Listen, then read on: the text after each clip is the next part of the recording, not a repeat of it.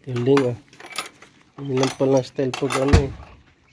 Pagbali ng bakal eh. Alright.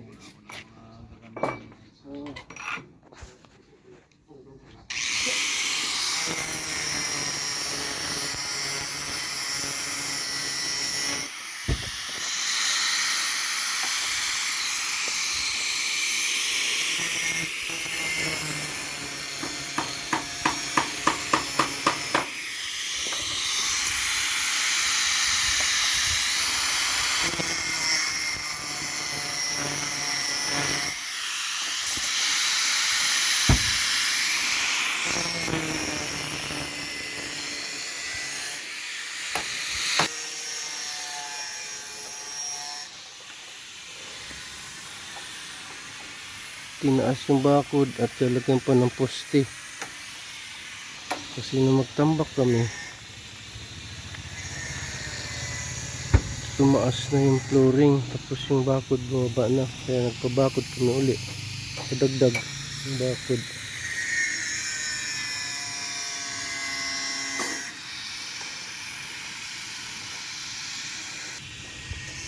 Ito na yung mga kalamansi namin at dilaw na yung isa oh.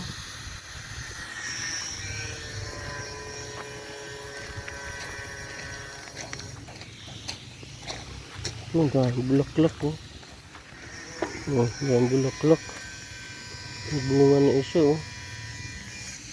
Ito maraming bunga isa.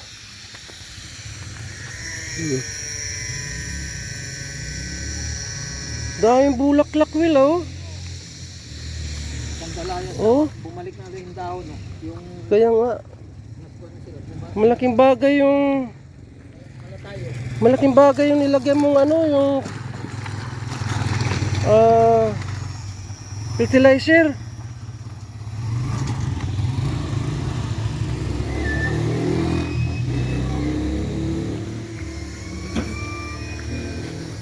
Lumabas na yung dahon niya oh, maganda oh.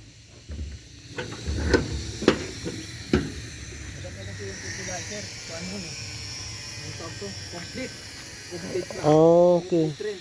Tima green na siya oh. Triple 14. Na-epektuhan kasi napangkagan, napatubigan, di maganda.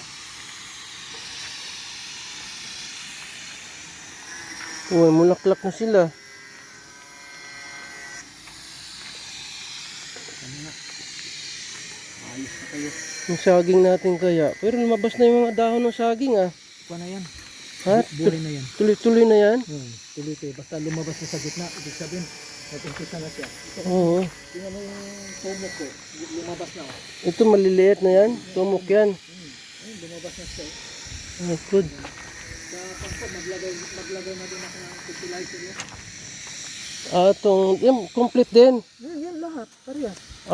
Okay. O, paano yan? Generalize yung kanya, pang prutasan, gulay. Pati itong ano natin, pati itong Niyog, dwarf natin nyug oh. buhay na. Buhay na siya. Meron pa sa itong dragon fruit oh. Yun pa oh. Ayos. Siguro mga isang buwan pa yan. Maganda na yan. Labasan na yung dahon. Kikita mo na. Mga Ikaw, pabidyuhin. yan to eh. At least 8 to 9 months bago bumunga eh. Dali malalaki na ganyan oh. Lalo na lagyan ko ng fertilizer yan. Tingnan mo. Tingnan mo yung nilagay kong fertilizer yung sabi ko sa'yo nung magbili ako doon sa pader. Tingnan mo. Ayos. Itong susunod nating project yung Hindi, kung talaga, flooring. kung ko talaga dito, kung ko concentrate ako dito sa tanim, ay itong kwan. Oo. Kasi itong ang aking kwan talaga, goal. Yeah. Ayos. Thank you.